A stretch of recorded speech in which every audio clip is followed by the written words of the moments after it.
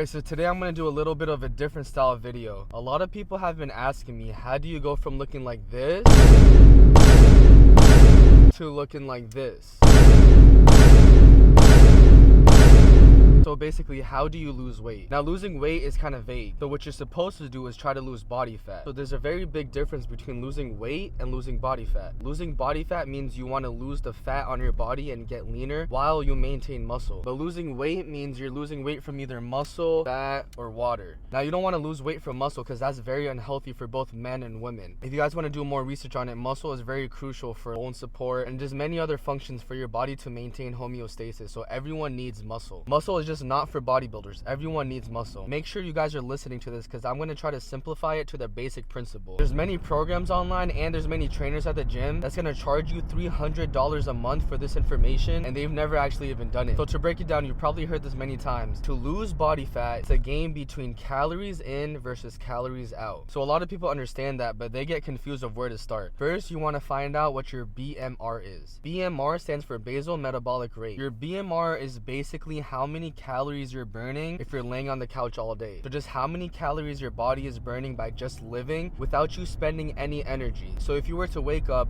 stay in bed all day, then go back to sleep, you're gonna burn a certain amount of calories. So to find your BMR, just go on Google and type in BMR calculator. There's many options, just do any one, and it's gonna ask you a couple questions like your age, your sex, and your height. So once you fill that in, it's going to do some math and throw a number at you. And it's also going to take your activity level into consideration. So make sure you appropriately find the activity level that describes you. So now you have this number, say it's 2,500. This number is not going to be exact, but it is a very well calculated number. So now you have this rough estimate of how many calories you're burning a day. So now you have to break that into your fats, your proteins, and your carbs. What I do is I have 1 gram to 1.3 grams of protein per body weight. Once I figure out how many grams of protein I need, I fill in the rest with fats and carbs. So that can vary from person to person. Right now I'm doing 25% fats and 25% carbs. And also just a quick reminder, 1 gram of carb is 4 calories, 1 gram of protein is 4 calories, and 1 gram of fat is 9 calories. So now you have your daily caloric intake and your macros. Alright, so now tomorrow you're gonna wake up and weigh yourself in the morning before you eat. And you're gonna get a calorie calculator on your phone. I've been using MyFitnessPal, but you could use any one of them. Now you're weighing your food and making sure that you hit your macros and calories every single day. That's good. Don't weigh yourself till the same day a week later. So say you weighed yourself Monday, next Monday weigh yourself fasted again. Now do this for 2 to 3 weeks. Make sure you do this for 2 to 3 weeks, because if you only do it in 1 week, that's not going to give you an accurate representation of how much you actually lost or gained. So after 3 weeks, if you maintain the same weight, that means that this number of calories is your actual maintenance calories. Now that is good. That means you only got to drop 200 to 300 calories to be in a deficit. If you lost around a pound a week, that means you're in the green area. You shouldn't change anything, just keep doing what you're doing, and that's a good rate of losing fat and preserving muscle. If you lose more than a pound a week, then you want to add 100 to 200 calories and then do the 2 to 3 weeks again and see how much weight you're losing, and then just adjust it based on that. You want to only lose around a pound to maybe 1.5 pounds a week, because if you start losing more than that, you could go into that state where your body is starting to burn your protein, aka your muscle, and you don't want to be there. Now if you're gaining weight, that means this amount of calories is actually putting you in a surplus. So you want to subtract maybe 300 to 500 calories from that. Now a couple of tricks you guys can also include. So what cardio is going to do is increase the amount of calories that you're burning, and overall that's just going to widen that deficit gap, and that's good because now your body's going to metabolize more fat to fill it in for energy. So a couple of misconceptions people have. Firstly, people think that in order to lose weight, you should just starve yourself and eat a salad a day. Now that's not going to help you lose weight for many reasons. First, you're going to be in such a deficit that your body's going to eat away your muscle. Secondly, you might not even lose that much weight because your body's going to hold on to everything that you put in because it's in a state of starvation, so it's going to really kill your metabolism, and you don't want to do that. The third reason why that's not a good idea is because you just can't maintain that. After 3 days, you're going to be so hungry, you're going to be in a very bad mood, and then you're just going to want to binge eat. And then once you eat that scoop of ice cream as a snack, all doors are going to be open and you're just going to eat as much as you can, and those 3 days just went to waste. And also another big misconception is people think when you're cutting, you should lower the weight and increase your reps. Now this is a very big myth in the fitness industry, and it's been proven by science that this is not true. Your muscle has a purpose, so if you're not using it, it's going to leave. So it doesn't make sense for you to be lifting heavy when you're bulking, and then when you're cutting, you're not using your muscle. Your body's going to be like, okay, we're already in a deficit, this muscle is not being used, so why do we need this muscle? So the saying is, if you're not going to use it, you're going to lose it. So make sure you try try your best to still hit that same amount of weight or the same amount of reps. Now, realistically, you're not going to be able to do that for too long. Either the reps are going to come down or the weight's going to come down, but make sure you try your best. Now, you don't need to be too anxious and think like, oh, I'm losing weight, that means I'm losing muscle, and be depressed. You're gonna lose a little bit of strength and endurance just because your glycogen stores are very depleted. So I hope I broke it down and that made sense. Yes, initially you do need to do a little bit of work, but once you get into the routine, it's just gonna be like anything else in your life. And also, once you start seeing the progress, you're just gonna get addicted. So if you made it this far into the video, comment down what your goals are, if you're cutting, you're bulking, or you're maintaining, and we're gonna get this sick leg workout. I am very depleted and I feel very weak, but I'm still gonna try to hit the same weight, and let's see how this goes. All right, so we're gonna be doing 3 sets on this type of hack squat. I don't know what this is called. There's gonna be some crazy quad activation. So same stance as your normal squat, and then you just go in.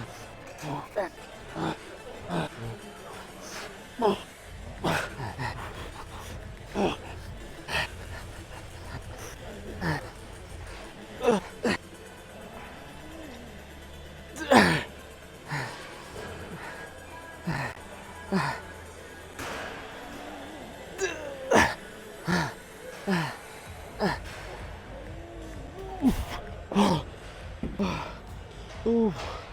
Oh shoot. Oh.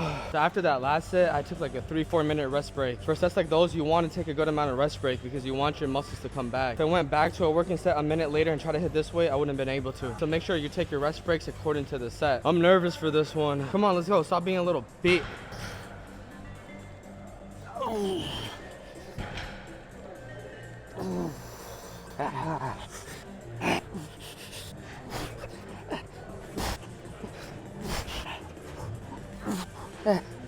That started to look mad ugly. All right, so I'm gonna hop into 3 sets of just normal leg extension.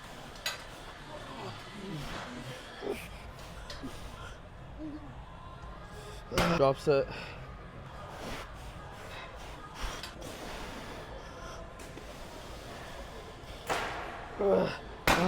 Right now we hopping into 2 sets of single leg extensions. This is just to balance out each leg separately. No.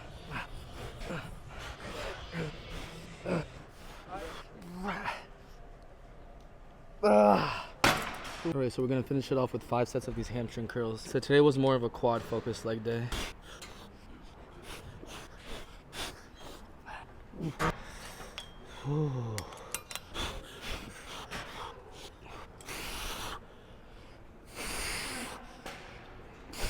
Alright, so that concludes another leg day on the cut. I got around 8 sets for my quads and 5 sets for my hamstrings. I try to aim for around 6 to 7 sets for each body part. So overall, the workout was pretty good. As you're going through your cut, you want to come into the gym and attack the heaviest workout first, and then move on to less strenuous pumping sets. So I started off with those heavy V squats. I found out what that was called. And so right after I was done with that, my CNS was pretty fried. And it would be silly for me to move on to a leg press or like a Smith machine squat because you're not going to be able to lift a lot of weight. And those exercises aren't good for squeezing sets. By a squeezing set, I mean a set where you could really focus on squeezing the muscle. I moved on to a leg extension where it's not taxing my CNS, but at the same time, I'm getting a good pump in the quads. That's how you kind of want to structure your workouts, with a heavy compound movement, and then move on to a more squeezing, focused isolation sets. So I hope you guys enjoyed that video. If you made it this far, make sure you subscribe. Inshallah, we're aiming for 1,000 subscribers in 2 to 3 months. Whatever you're doing, make sure you're doing the best that you possibly can, and I'll see you guys tomorrow.